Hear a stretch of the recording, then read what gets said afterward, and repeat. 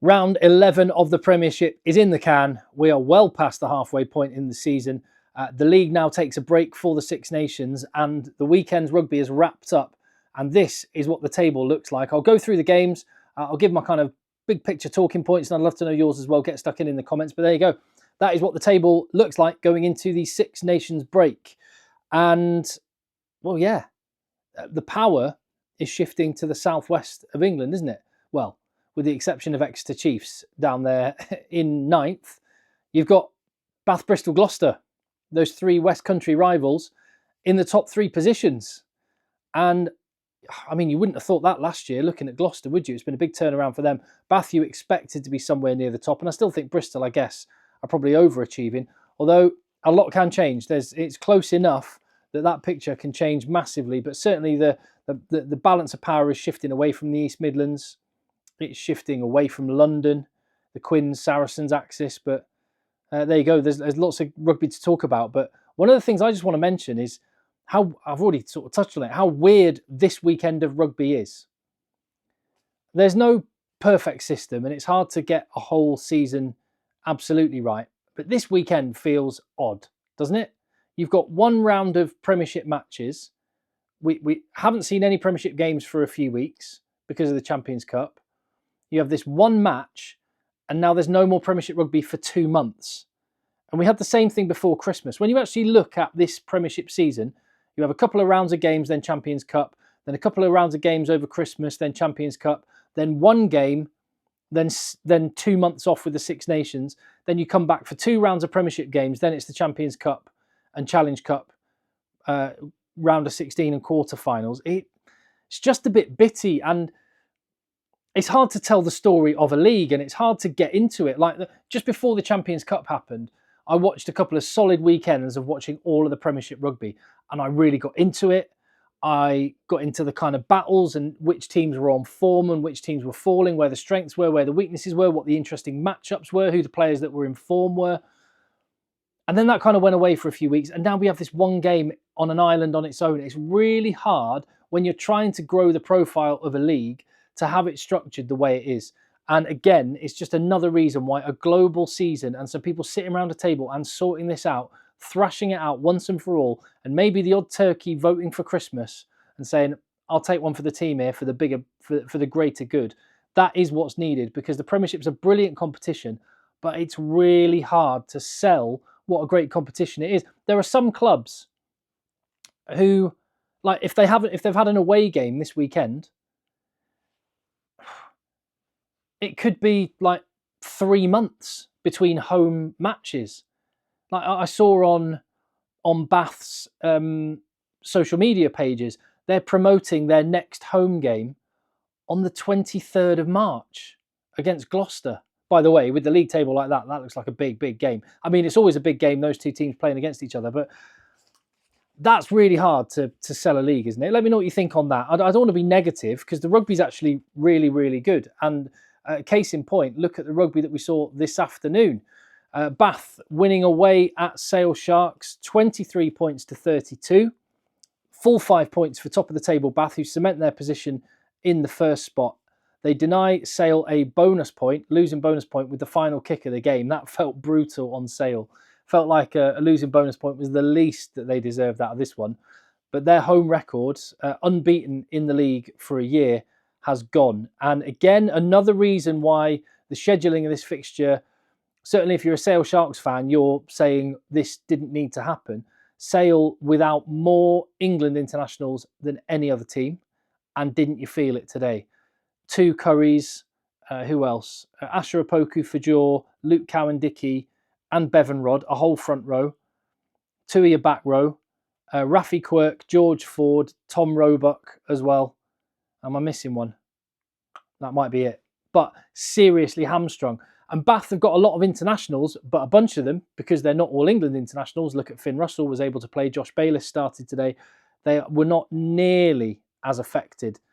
And I mean, I'm not going to say that's the reason why Bath won, but Sale were kind of hamstrung from the start, but gave it a good crack and actually went in at halftime 16-12 up, and really could have had the game not won, but could have taken a big step towards winning the game in that first half. They missed some opportunities. Bath's defence, their scramble defence is really, really good. I mean, you can tell a good team. Yes, you need to have really good rugby players, but a good team is one that works for each other. And the way Bath work in defence shows you that they've got something going there in that squad. They also have really good players that have important interventions. Step forward, Finn Russell, who just bossed it, made really good decisions, not least in one moment that was basically like a 14-point swing. There was it Aaron Reid made a break and Sale were in Bath's 22, could have scored with a little bit more accuracy. Brilliant scramble defence, like I say, from Bath. They win a turnover, get the penalty. Finn Russell takes it quickly, spots the space in the backfield, boots it up, and Louis Schroeder with really good pace to finish it off and kind of game one at that point. The turnaround was complete at that point. Big players having big moments, and Finn Russell definitely delivered. I did think it was funny, mind you, that where Finn Russell took the kick from was several metres from where the penalty was, which quite often when scrum halves try and take a quick tap, the referee's always a bit picky and pulls them back, but let Finn Russell go on that one. But I'm happy for the positive and exciting and just intelligent play to be rewarded.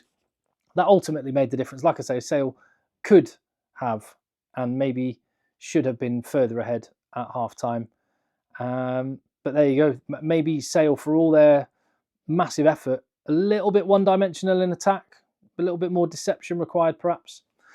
Bristol, I didn't watch this game obviously because it was on at the same time. Caught up with some highlights, 55 points to 35. At half-time it was 21-14. Newcastle managed to battle themselves back into the game because Bristol were 21-0 up after, 17 minutes.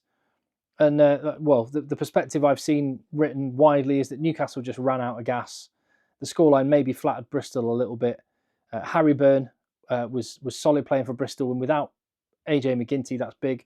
And Bill Matter, they're scoring. Oh, or is that Revuvi? No, that is Bill Matter. Yeah, he makes a massive difference for them. He just fits the style of play that Bristol are going for. Offloads, all action running, and he gives them a ball running focal point. Scored a couple of tries. 55 points up for Bristol. The full 5 points, a win at home and second in the table. That Sunday's games wrapped up. I watched some of the games yesterday. I massively enjoyed Gloucester against Leicester. Brilliant match. And it's just great that the crowd went away fully entertained. Certainly the Gloucester fans would have been very happy with the result. But a great occasion on what is now, every time these two teams play each other, the Ed Slater Cup. Packed house and just good rugby, quality tries, and a load of money raised for the research into motor neuron disease. Ed Slater and his family were there. Rugby does stuff like this better than any sport. The way it rallies around people within the sport, the crowds. I mean, it's just one of those times. The fact you've got Leicester fans and Gloucester fans sat next to each other, and then you've got the whole Ed Slater thing going on in the background, a guy who played for both clubs. It's just, I do love rugby when stuff like that happens. And I know Ed, and he's what an incredible man.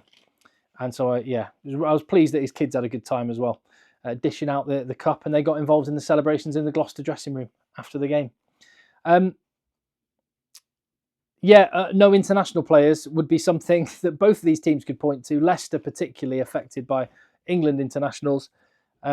And again, I've already talked about it. With only 10 teams in the league, you feel like they could have organised that so you don't have this weird weekend of games. But anyway, Gloucester into the playoffs again, full 5 points.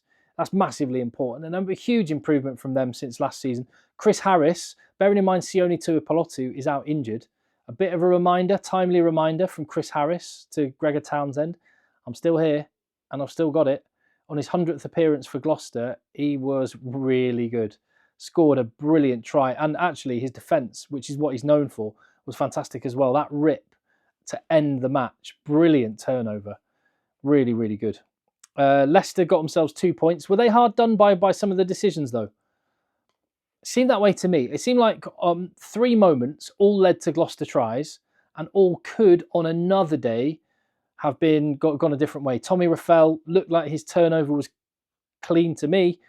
Carreras with a block potentially in the build-up to another try and a forward pass in the build-up to another. It was one of those days where all of those marginal decisions fell Gloucester's way. They scored 3 tries from it. Ben O'Keefe was the referee for this one, interestingly. A bit of an exchange going on there. I'm not sure Leicester fans will be too in a hurry to see Ben O'Keefe referee in the Premiership again. But you know what? These things even themselves out over a season, so I don't think anyone will be making any excuses.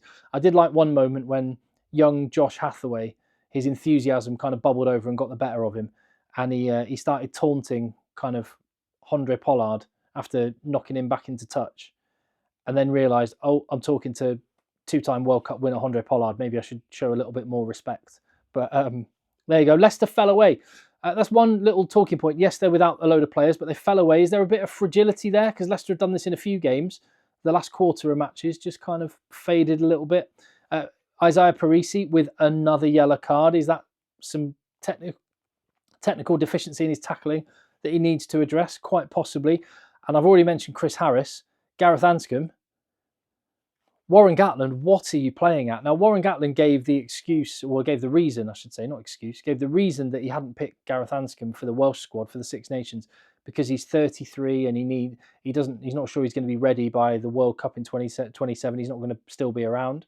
Well, Johnny Sexton was 38 and still playing for Ireland and playing very well. 10 is a position when you can be a little bit older and surely an experienced head in that fly half position. I know he's been injured lots and lots, so maybe you're worried about that, but just seems like a no-brainer. And talking of experienced players, I just blooming love Mike Brown. Adam Radwan made his debut for Leicester as well, which is one other thing that happened. But Gloucester get the spoils. Quins. Oh, this was Friday night's game. 22-19 to Quins. Saints, I think their playoff run is done, isn't it? Champions to not even making the playoffs. I mean, they can technically, mathematically, but they are a long way off. And they're going to be balancing Champions Cup and the league as well in some of those weeks in the months of March, April. So I don't know.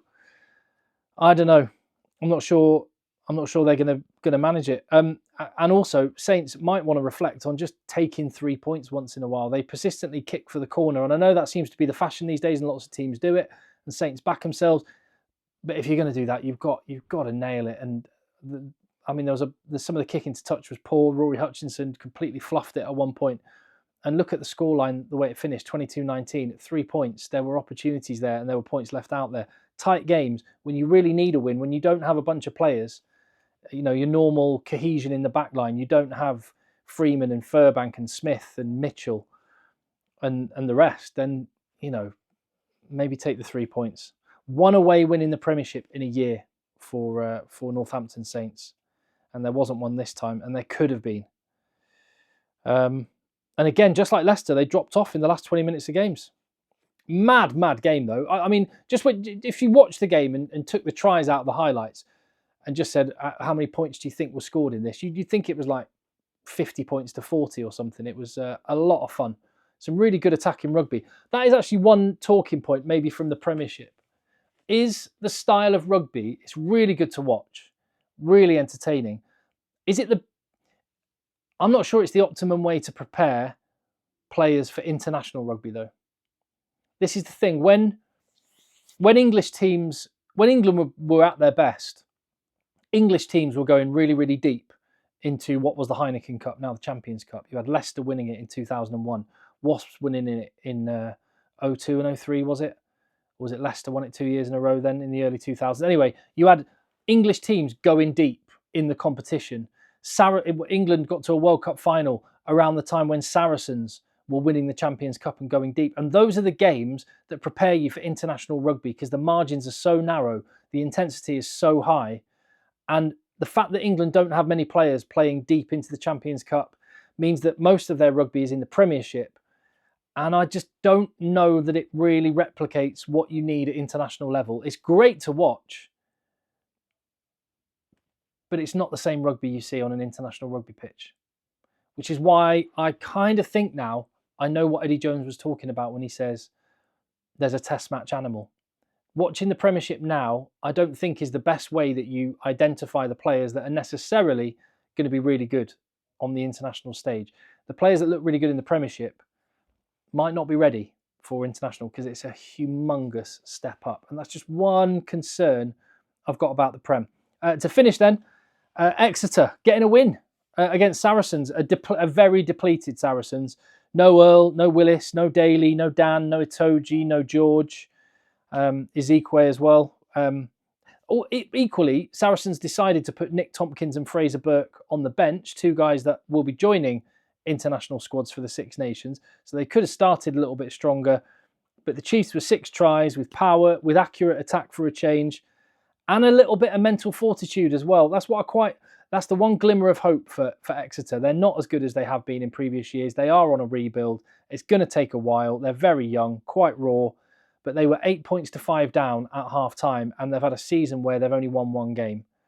And yet they still had that kind of fortitude and togetherness to pull it through in the second half. In fact, not even in the second half, in the last 20 minutes, because Tobias Elliott scored, and it was 15-10. It was 60 minutes gone at that point, and you thought Saracens are going to take this from here. But Exeter to score those 3 quick-fire tries, Wyatt, Roots and Frost, wasn't it, that scored? That showed a bit of something that Rob Baxter can get behind, and that was the Premiership weekend. So I guess the biggest talking points I've come away with, let me know what you thought about any individual game. Leave your comment down below. But on those 2 points, is the Premiership, it's really fun to watch, but is it actually preparing players for international rugby? I'm not sure it is. Great to watch, though. And because it's great to watch, it frustrates me that anyone that watched that and went, right, I'll have a bit more of that, please. Yeah, cool. Well, next game's in 2 months. Come back then. Bit of a weird one. But there we go. All good. That is the weekend done. I guess from now, the build-up, domestic rugby's kind of on the back burner. The build-up is all about the Six Nations. That is what is coming thick and fast on this channel. In the meantime, leave your thoughts in the comments down below. Give the video a thumbs up. Hit subscribe. I'll see you on the next one.